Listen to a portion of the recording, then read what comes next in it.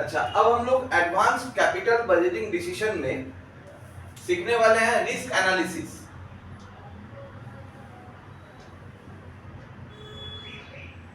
Risk analysis, risk तीन तरीके से यहाँ पे एनालिसिस सीखा जाएगा। एक स्टैटिस्टिकल टेक्निक्स,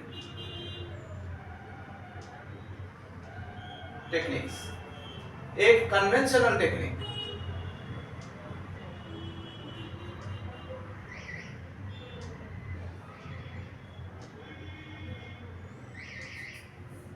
और एक अदर टेक्निक्स।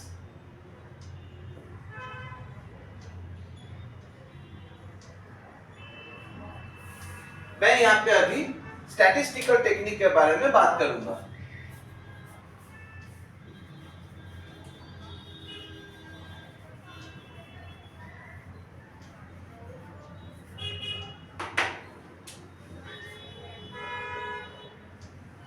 स्टैटिस्टिकल टेक्निक,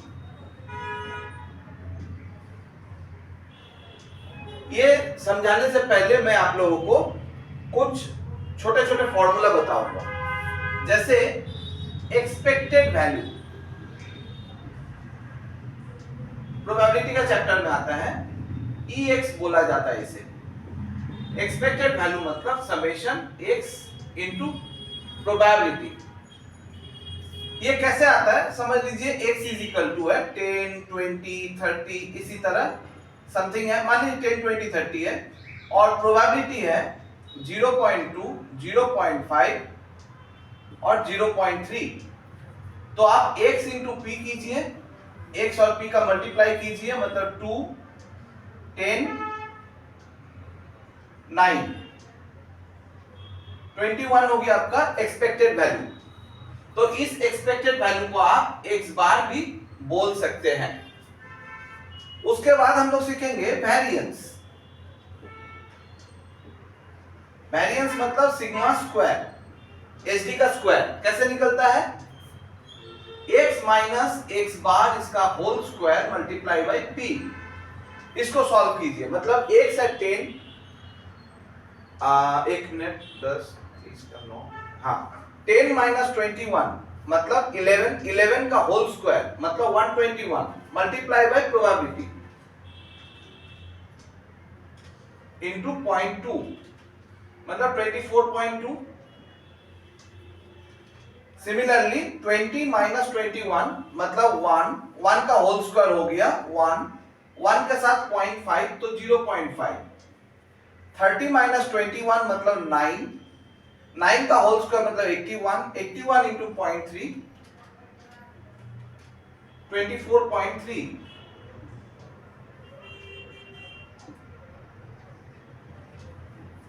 ठीक है, तो ये हो गया 49 आपका वेरिएंस हो गया। एसडी करना है तो अंडर रूट 49 कीजिए, 7 आपका एसडी हो जाएगा 7। ठीक है, अब एक चीज सिखा देते हैं, सीवी मतलब कोफिशिएंट ऑफ वेरिएशन। इसका फॉर्मूला है एसडी बाय मीन इनटू 100%। तो ये स्टैटिस्टिकल टेक्निक में कुछ छोटे छोटे फॉर्मूला मैंने बताया। अब हम लोग सम शुरू करेंगे। मैं जो प्रॉब्लम अभी डिस्कस करने जा रहा हूं, इसका प्रॉब्लम का पीडीएफ का लिंक डिस्क्रिप्शन बॉक्स में दिया हुआ है, आप लोग वहां से उसको डाउनलोड कर लीजिए और उसके बाद प्रॉब्लम को देखिए अच्छी तरह। चलिए शुरू करते हैं। फर्स्ट प्रॉब्लम है, possible net cash flows of project X and Y at the end of first year and their probabilities are given below। ध्यान रहे at the end of first year मतलब ये जो प्रॉब्लम है ना, ये सिंगल पीरियड का है, एक साल का। इसे सिंगल पीरियड प्रॉब्लम कहते हैं। ठीक है,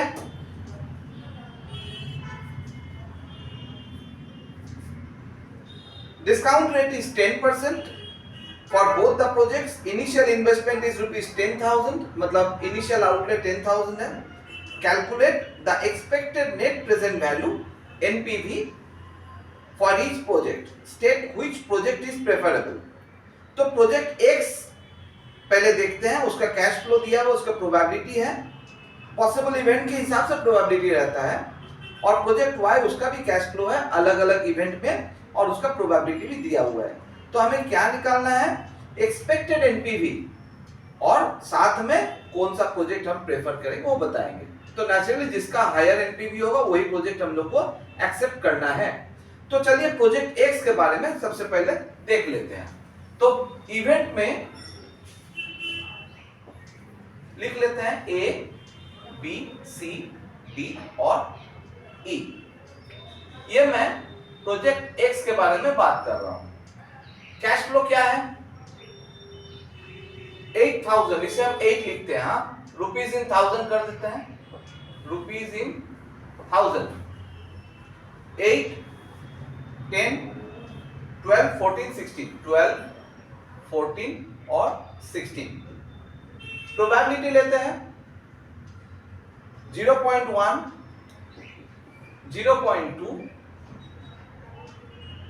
40, 20, 10, 0.4, 0.2 और 0.1। अब चलिए ये CF को ना आप स्मॉल x मान लीजिए। तो एक्सपेक्टेड वैल्यू का फॉर्मूला लगाइए, x इंटू पी। तो 8 into 0.1 that is 0.8, 10 into 0.2 that is 2, ये हो गया 4.8, ये 2.8, ये 1.6। इसका टोटल कर लेते हैं। तो 0.8 प्लस 2 प्लस 4.8 प्लस 2.8 प्लस 1.6, ये हो गया 12। ये आया हमारा अभी तक एक्सपेक्टेड वैल्यू। अब हम लोग क्या करेंगे, यहां पे पीवी फैक्टर लेंगे। मैंने जो एक्सपेक्टेड वैल्यू का फॉर्मूला बताया तो सिंपल था, अब यहां पे पीवी फैक्टर का यूज होने वाला है। 10% है, अब एक ही साल का है ना, सिंगल पीरियड था, एक साल, फर्स्ट ईयर का बोला है, तो फर्स्ट ईयर का 10% करेंगे तो 1 डिवाइड बाय 1.1, ये हो रहा है 0.909, 0.909। तो यहां पे एक्सपेक्टेड कैश फ्लो 12 इंटू 0.909 मतलब 10.908 माइनस इनिशियल आउटले 10,000 बोला हुआ है दोनों प्रोजेक्ट के लिए, मतलब 10 माइनस कीजिए,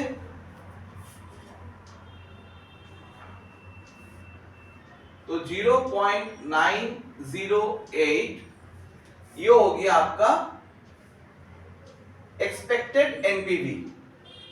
क्लियर? 0.908 इन 1000 चल रहा है।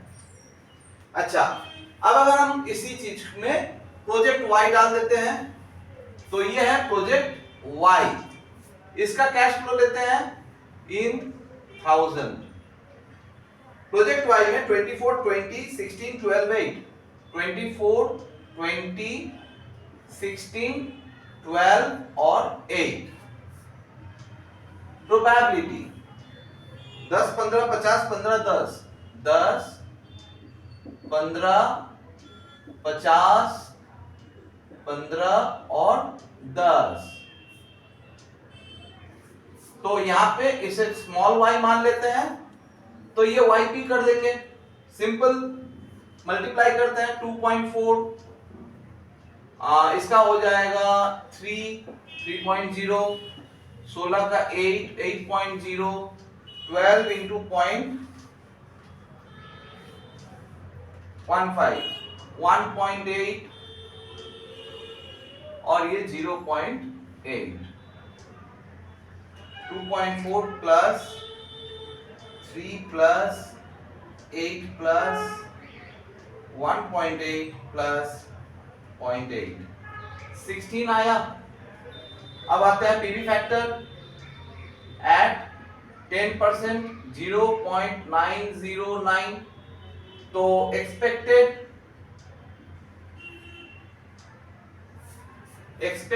कैश फ्लो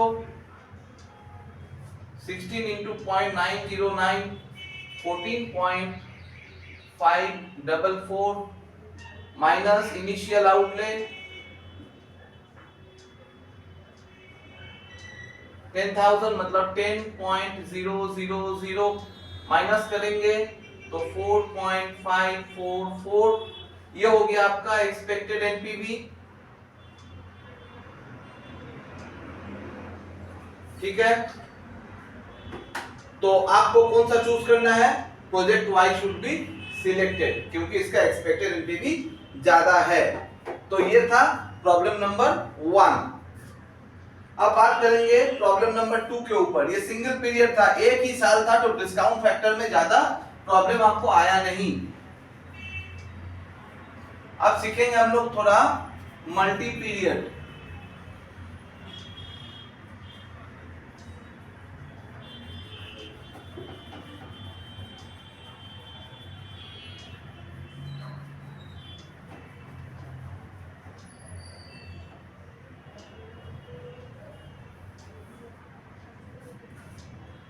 चलिए देखते हैं प्रॉब्लम नंबर 2। प्रॉब्लम नंबर 2 बता रहा है X limited is planning to acquire a machine at an investment of ₹50 lakh. The expected cash flow after tax for the next 3 years is as follows. Year 1 उसका cash flow after tax, ही fact मतलब cash flow after tax दिया हुआ है, उसका probability है। Year 2 में भी है और ईयर 3 में भी है। The company wishes to take into consideration all possible risk factors. Calculate the expected NPV assuming independent probability distribution with 6% risk-free rate of interest. मतलब आपको cost of capital 6% दिया हुआ है, और उसके बाद the possible deviation in the expected value, वो तो बाद में सीखेंगे। पहले हम लोग expected NPV निकालेंगे, 3 साल का expected NPV कैसे निकालेंगे। चलिए शुरू करते हैं। Question number 2।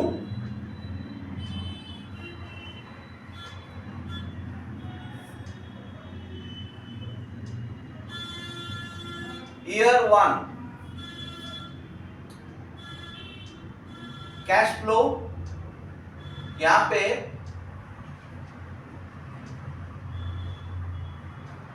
रुपीज इन 1000 कर लेते हैं। ईयर 1 का कैश फ्लो है 1400, 1800, 2500 और 4000। ठीक है, अच्छा प्रोबेबिलिटी 0.1, 0.2, 0.4, 0.3। अब आएंगे expected cash flow, just multiply करेंगे 140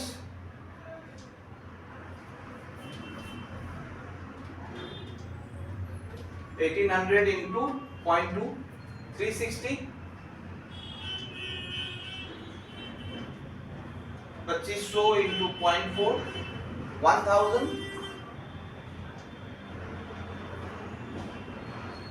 4000 into 0.3 1200।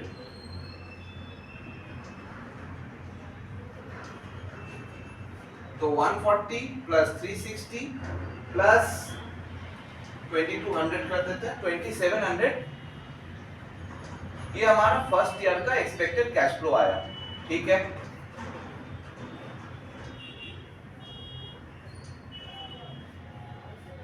अच्छा ईयर 2 बनाते हैं, नीचे कर लेते हैं। तो यहां पे cash flow in 1000 1500, 2000, 3200, 4500. Probability 0.1, 0.3, 0.4, 0.2. Expected cash flow ECF कर देते हैं, इसे जल्दी हो जाएगा। तो 1500 इंटू 0.1 मतलब 150, 2000 इंटू 0.3 मतलब 600, 3200 इंटू 0.4 मतलब 1280 और 4500 इंटू 0.2 मतलब 900।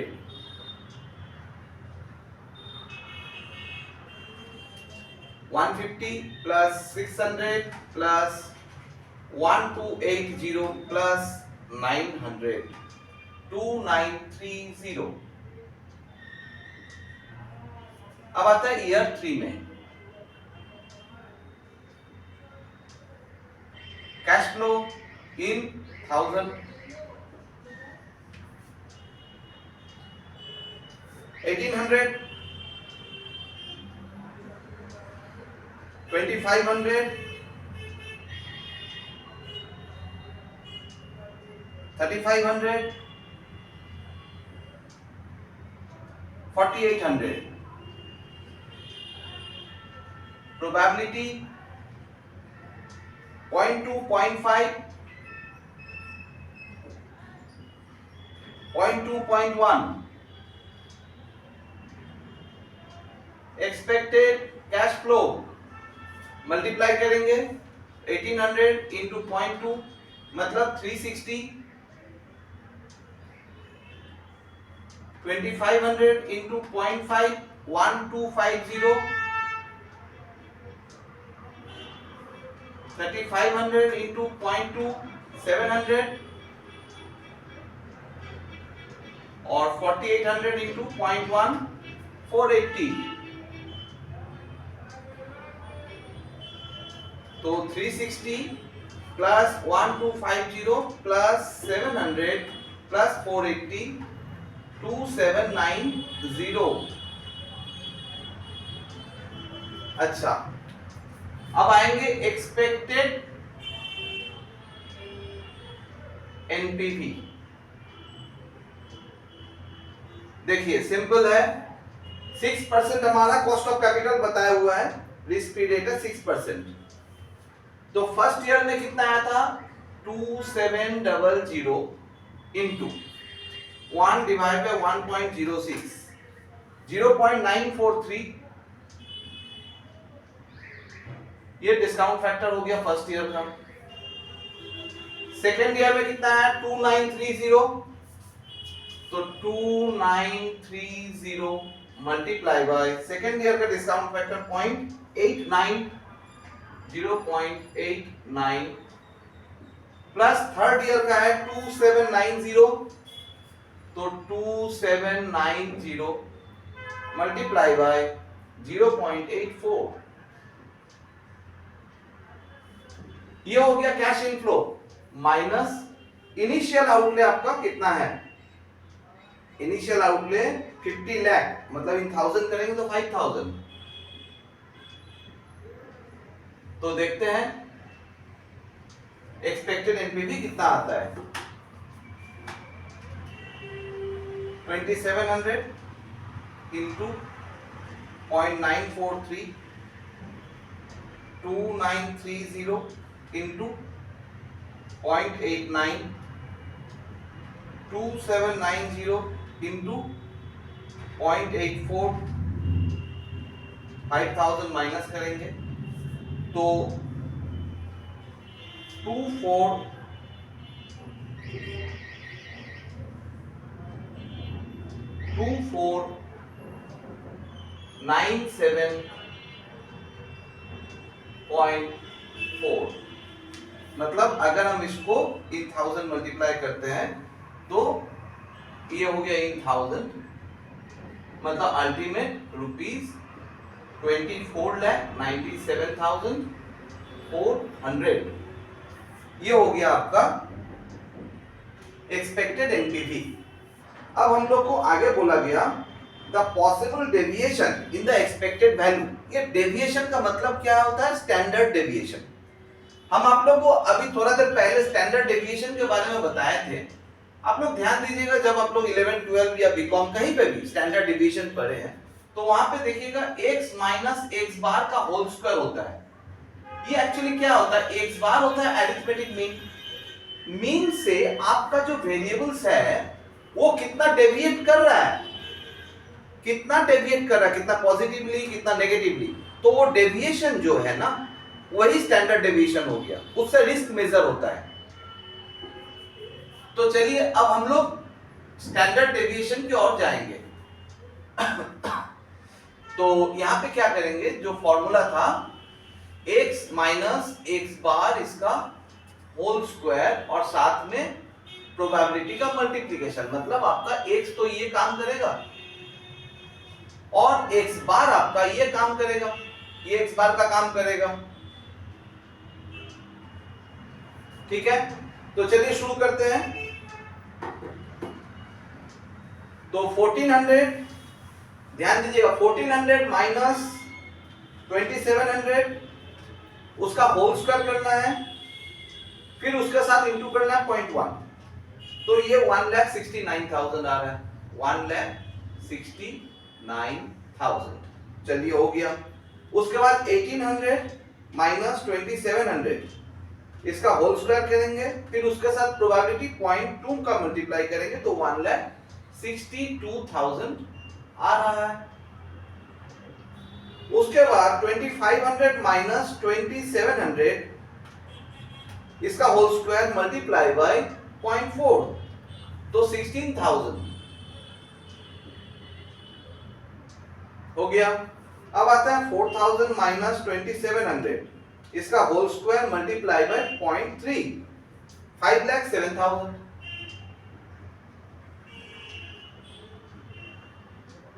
टोटल कर लेते हैं 1,69,000, 1,62,000, 16,000 और 5,07,000, तो 8,54,000।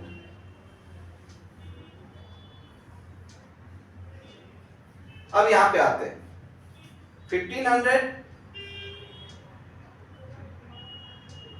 1500 माइनस 2930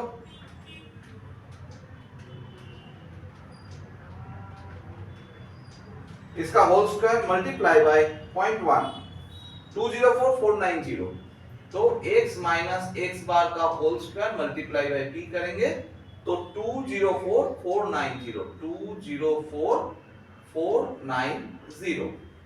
नेक्स्ट 2000 माइनस 2000 माइनस 2930 इसका whole square multiply by 0.3 259,470 259,470।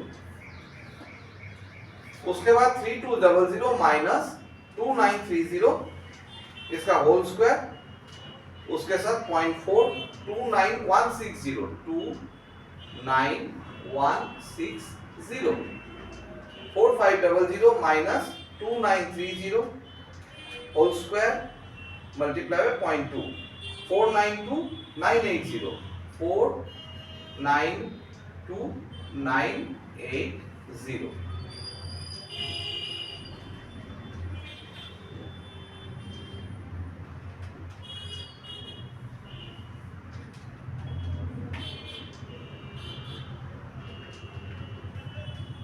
Nine 986,100। अब आते हैं थर्ड ईयर 1800 माइनस 2790 इसका होल स्क्वायर मल्टीप्लाई बाय 0.2 तो 196,020 x माइनस x बार का whole square multiply by p 196,020 196,020 2500 minus 2790 इसका होल स्क्वायर मल्टीप्लाई बाय 0.5 42050 42050 फिर 3500 माइनस 2790 इंटू होल स्क्वायर किए इंटू 0.2 100820 100820 और 4800 minus 2790 whole square into 0.1 404010 404010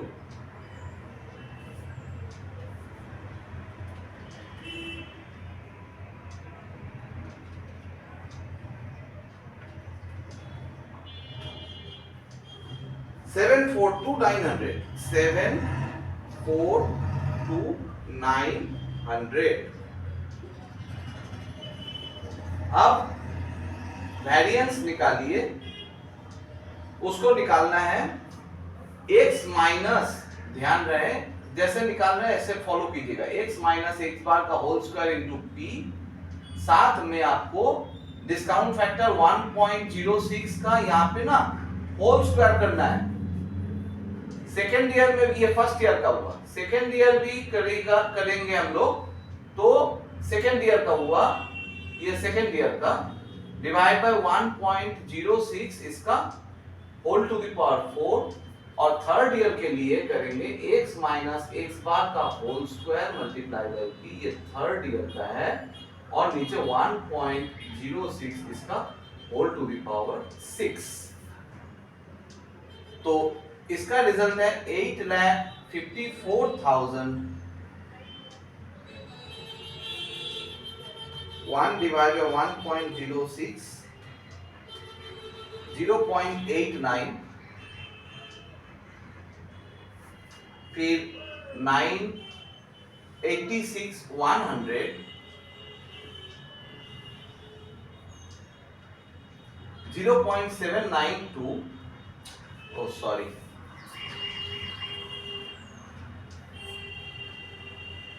8,54,000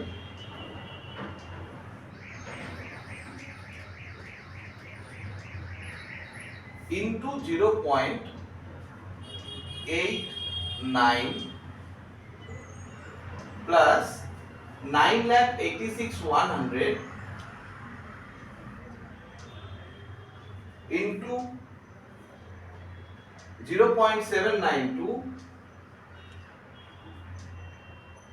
plus 742,900 into 0.705,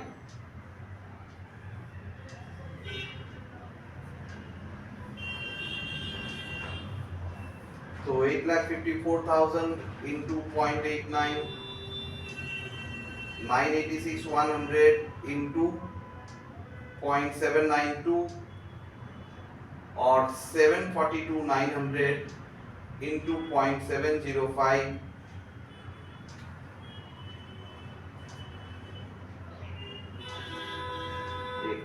8,54,000 into 0.89, 986,100 into 0.792, 742,900 into 0.705, ये हो रहा है 20,64,795.70। इसका अगर SD करेंगे तो जस्ट इसका रूट करना है, रूट ओवर 20,64,795.70 रूट करेंगे तो 1436.94 1436.94 ये हो गया आपका SD। तो ये था मल्टीपल पीरियड में आप कैसे सम को बनाएंगे। क्लियर? अब चलते हैं आगे क्वेश्चन नंबर 3 की ओर।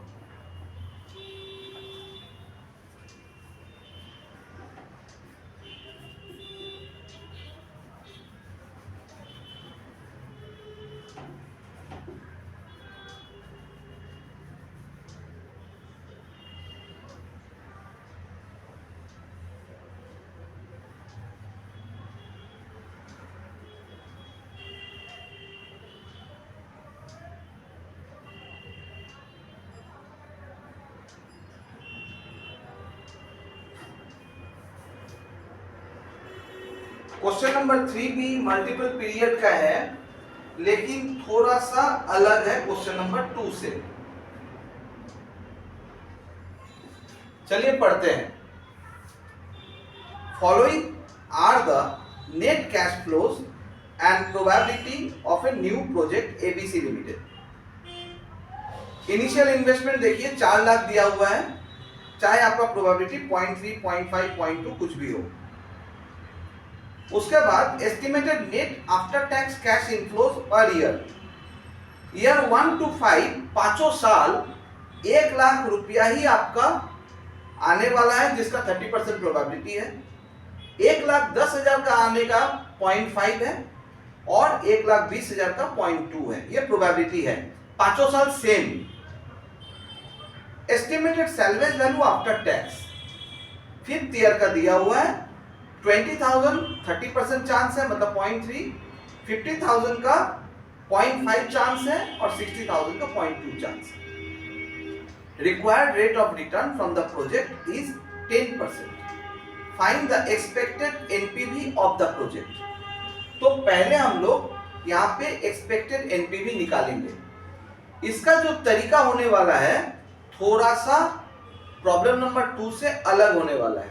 यहाँ पे सैलवेज वैल्यू भी आ गया है और आप ध्यान दीजिए आपका प्रोबेबिलिटी एक ही तरह का है, लेकिन पांचों साल में प्रोबेबिलिटी डिफरेंट और पांचों साल में कैश फ्लो जो है एक ही तरह का मेंटेन हो रहा है।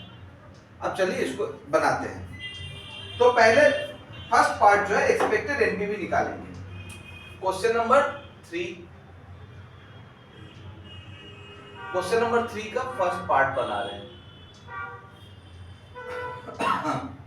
अच्छा, expected NPV, rate of return है 10%। तो ऐसा करते हैं ना, पहले एक बार डिस्काउंट फैक्टर को कर लेते हैं 10% के बेसिस पे। ईयर 1, ईयर 2, ईयर 3, ईयर 4 और ईयर 5। तो 1 डिवाइड बाय 1.1, ईयर 1 में हो रहा है 0.909, ईयर 2 में 0.826, 0.826, ईयर 3 में 0.751, ईयर 4 में 0.683 और ईयर 5 में 0.621। हम लोग थोड़ा ईयर 5 वाला जो है 0.621 को ध्यान रखेंगे और इसका एक बार एन्युटी कर लेते हैं, मतलब टोटल कर लेते हैं। 0.909 प्लस 0.826 प्लस 0.751 प्लस 0.683 प्लस 0.621, 3.79। पांचों साल का डिस्काउंट फैक्टर को ऐड करते हैं, मतलब ये डिस्काउंट फैक्टर हुआ और ये एन्युटी फैक्टर हुआ। ईयर 1 से लेकर 5 तक का 3.79 ये हमारा काम आएगा। चलिए अब इसको इरेज कर देते हैं। अब क्वेश्चन नंबर 1 को लेकर बात करें। क्वेश्चन नंबर 3 के बारे में बात करते हैं। तो हम लोग को निकालना है एक्सपेक्टेड एनपीवी। कैसे निकालेंगे देखिए, ऐसा करते हैं। इवेंट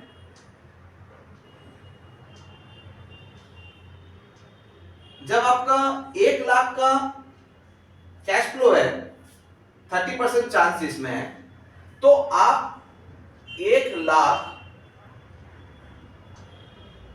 अच्छा इवेंट को छोड़िए, इसको यहां पे हम लोग एनपीवी लिखते हैं सीधा। एनपीवी भी नहीं होगा, ये होगा कैश फ्लो। सबसे अच्छा है कैश फ्लो। और 1 लाख आपका पांचों साल 1 लाख आने वाला है, तो पांचों साल का एन्युटी फैक्टर है 3.79। तो 1 लाख का पीवी फैक्टर आपका ये होने वाला है, नंबर 1। उसके बाद क्या होने वाला है, सैलवेज वैल्यू 20,000 का आने वाला है। 5th ईयर का discount, salvage value 5th year आने वाला है। 5th ईयर का डिस्काउंट फैक्टर 0.621 है, 0.621 वो ले लेते हैं।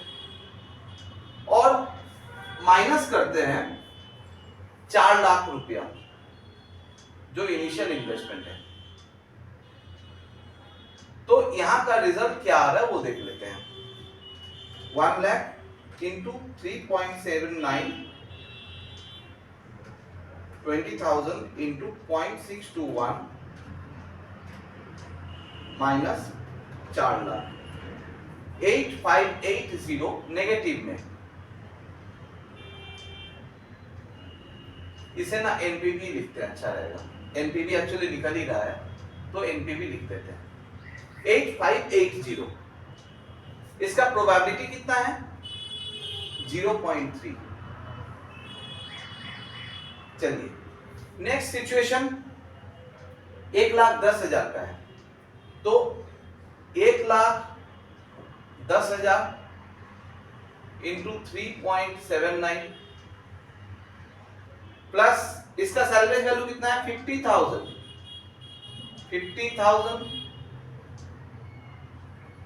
Into 0.621 minus 4 lakh. तो यहां पे कितना होने वाला है? 1,10,000 इंटू 3.79, 50,000 इंटू 0.621 और 4 लाख माइनस करेंगे तो 47950।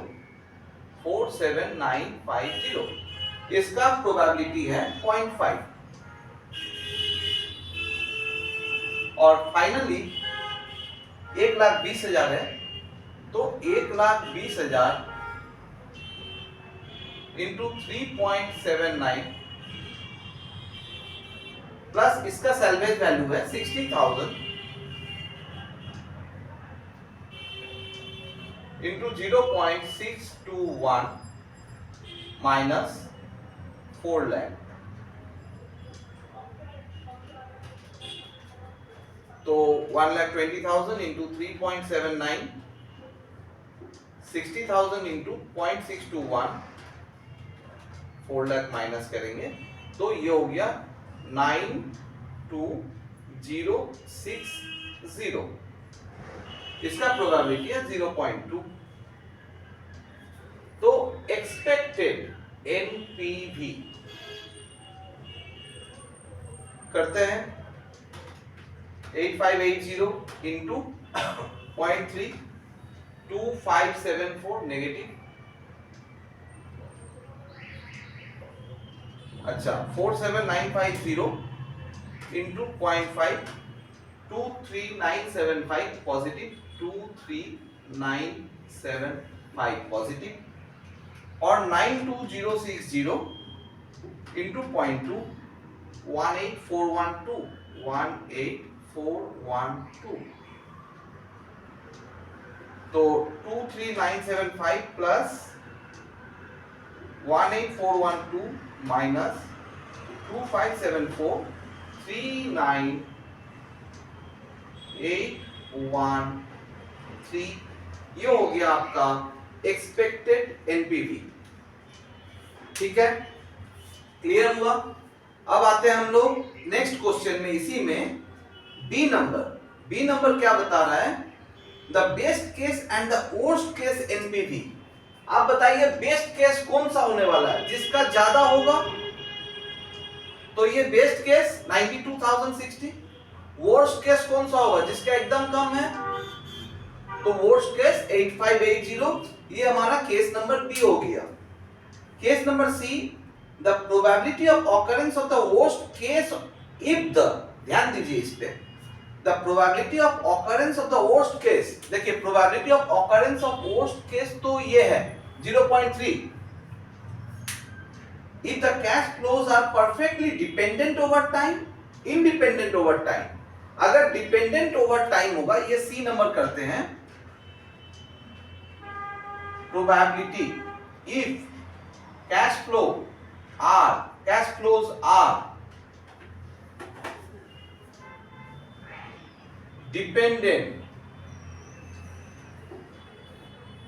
ओवर टाइम, तो सिंपली जो प्रोबेबिलिटी है 0.3 वो आप लिख दीजिए। और probability if cash flows are not dependent over time, तो 5 साल का प्रोजेक्ट है तो आंसर होगा 0.3 इसका होल टू द पावर 5, जो भी आएगा वो लिख दीजिए। उसके बाद D number, standard deviation on coefficient of variation assuming that there are only 3 streams of cash flow, तीन ही तरह का कैश फ्लो है, which are represented by each column of the table with the given probabilities। तो आपको SD और coefficient of variation निकालना है, तो चलिए SD और कोएफिशिएंट ऑफ वेरिएशन निकालते हैं।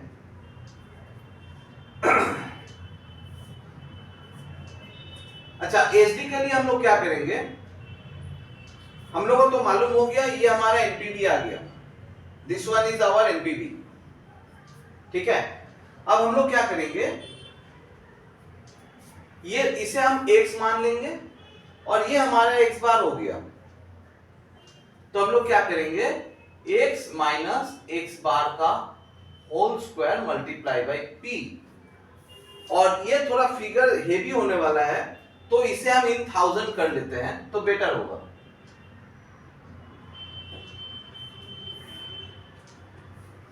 तो 8.580 जो कि नेगेटिव में है, फिर माइनस 39.813 इसका होल स्क्वायर, और उसके साथ मल्टीप्लाई करेंगे 0.3, तो ये 702.56 आने वाला है। अच्छा,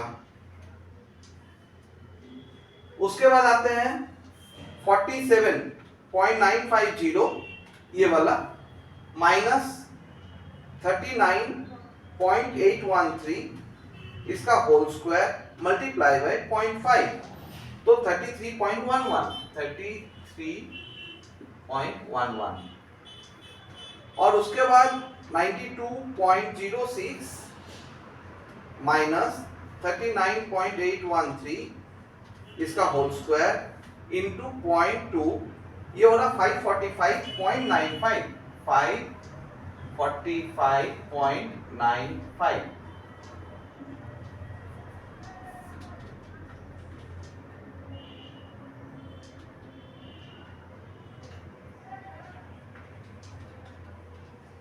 One two 1281.62 तो ये सिग्मा स्क्वायर हो गया 1281.62, तो SD हो जाएगा, इसका रूट ओवर करते हैं 35.80।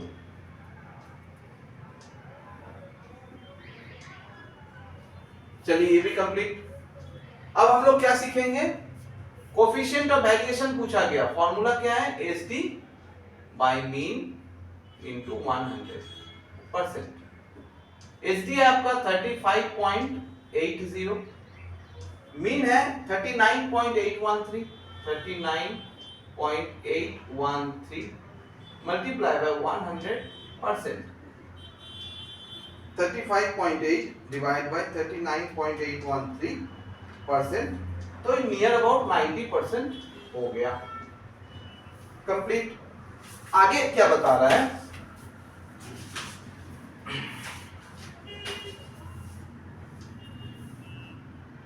पॉइंट नंबर ई, ध्यान दीजिएगा, point number E, coefficient of variation on it's average project which is in the range of 0.95 to 1, मतलब CV 95% से 100% रहता है average. If the coefficient of variation of the project is found to be less risky, मतलब आपका CV 95 से 100% रहता है, अगर आपको लगता है कि आपका ये प्रोजेक्ट लेस रिस्की है, मतलब लेस देन 95, तब क्या होगा, then average 100 basis points are deducted from the company's cost of capital, तो उस समय आपको 100 basis point cost of capital से माइनस करना पड़ेगा। मतलब आपका देखिए 90% CV आया, मतलब 0.9, मतलब 0.9, और आपका रेंज क्या था 0.95 से लेकर 1। तो इससे नीचे आप हैं तो आप लेस रिस्क में हैं इस प्रोजेक्ट को लेकर, तो आप कॉस्ट ऑफ कैपिटल को 100 बेसिस पॉइंट कम कर दीजिए। मतलब क्या, 100 बेसिस पॉइंट का मतलब हम लोग चल रहे थे एक्चुअली डिस्काउंट फैक्टर कितना को लेकर, 10% को लेकर।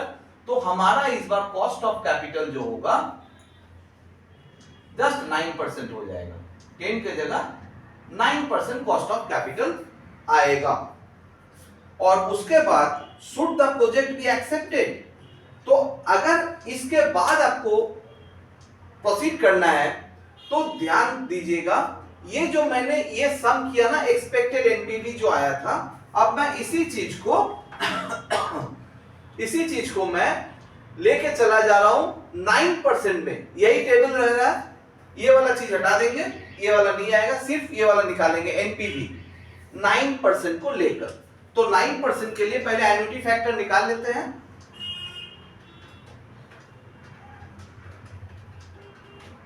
$3.89 एन्युटी फैक्टर हो गया।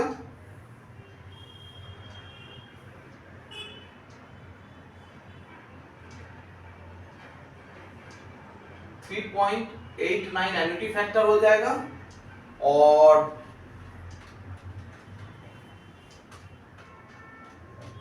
$0.65 डिस्काउंट फैक्टर हो जाएगा। अब यहां पे हम थोड़ा सा चेंज करते जाएंगे। देखिए 3.89 एन्युटी फैक्टर होगा और 0.65 डिस्काउंट फैक्टर होगा, फिर ये वाला वैल्यू चेंज होने वाला है, मैं कर देता हूं। और 3.89 एन्युटी फैक्टर और 0.65, यहां पे भी 3.89 एन्युटी फैक्टर और यहां पे 0.65। अब चलिए इसका रिजल्ट निकाल लेते हैं, कितना होगा 1 लाख इंटू 3.89, उसके बाद 20,000 इंटू 0.65 माइनस 4 लाख, तो ये हो रहा है 2000। तो पॉजिटिव 2000 आ गया, तो यहां पे हम लिख देंगे पॉजिटिव, ओहो नहीं सॉरी, यहां पे आ रहा है पॉजिटिव 2000, यहां पे आ रहा है पॉजिटिव 2000, यहां पे आ रहा है, और 2000 का 30% 600 यहां पे हो जाएगा। उसके बाद आते हैं यहां पे 1,10,000 इंटू 3.89, 50,000 इंटू 0.65, 4 लाख माइनस कर लेंगे 60,400, ये हो रहा है 60,400 और उसको प्रोबेबिलिटी से करेंगे 30,200, इसका आएगा 30,200 इसका आया। फिर चलते हैं 1,20,000 इंटू 3.89, 60,000 इंटू 0.65 और 4 लाख माइनस करेंगे 105,800,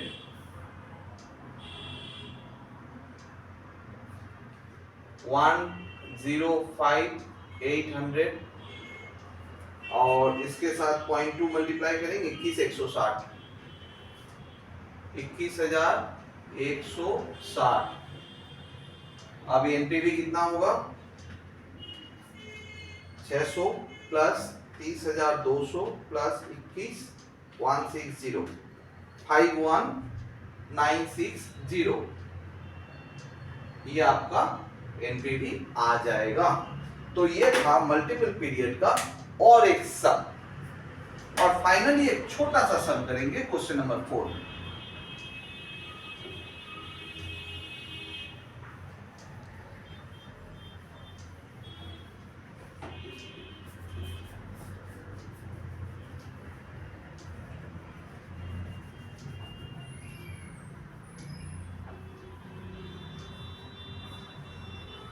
Question number 4. A company is considering project A and B with following information. Project A, जिसका एक्सपेक्टेड एनपीवी है 1,22,000, स्टैंडर्ड डेविएशन है 90,000। चलिए लिख लेते हैं। क्वेश्चन नंबर 4, प्रोजेक्ट ए जिसका एक्सपेक्टेड एनपीवी और एसडी दिया हुआ है। एक्सपेक्टेड एनपीवी है 1,22,000, 1,22,000 और उसका स्टैंडर्ड डेविएशन है 90,000। प्रोजेक्ट बी उसका एक्सपेक्टेड एनपीवी है 2,25,000, 2,25,000 और उसका एसडी है 1,20,000।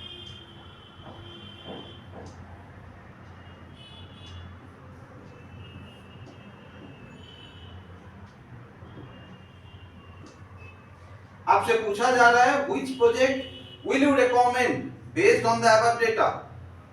कंफ्यूज मत होइएगा, आपको हमेशा देखना है एसडी डेविएशन। तो एसडी के बेसिस पे प्रोजेक्ट ए जो है लेस रिस्की हो गया, तो आपका आंसर होगा प्रोजेक्ट ए को चूज करना है। जिसका एसडी कम है उसी को आपको चूज करना है। अच्छा, B number explain whether your option, ये ए नंबर का आंसर हो गया। B number explain whether your option will change if you use coefficient of variation as measure of risk। अच्छा चलिए C भी निकालते हैं। coefficient of variation project A का SD by mean by into 100 मतलब SD 90,000, mean हो गया 1,22,000। अच्छा into 100 छोड़ दीजिए, डेसिमल में लिख लेते हैं और इसका ले लेंगे 1,20,000, 2,25,000। देख लेते हैं किसका कितना आता है। तो 90 by 122 0.74 और 120 डिवाइड बाय 225 0.53। तो देखिए सीबी के बेसिस पे प्रोजेक्ट बी जो है वो लेस रिस्की है। ये क्वेश्चन नंबर बी। तो अगर हम एसडी के बेसिस पे जाते हैं तो project A less risky, CB के बेसिस पे आते हैं तो प्रोजेक्ट बी लेस रिस्की। अब ऐसा कॉन्फ्लिक्टिंग सिचुएशन में हमें क्या करना चाहिए? Which measures is more appropriate in this situation?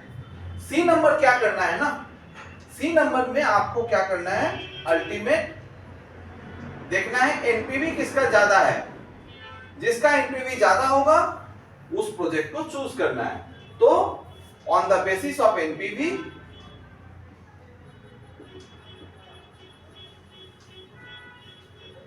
Project B should be chosen.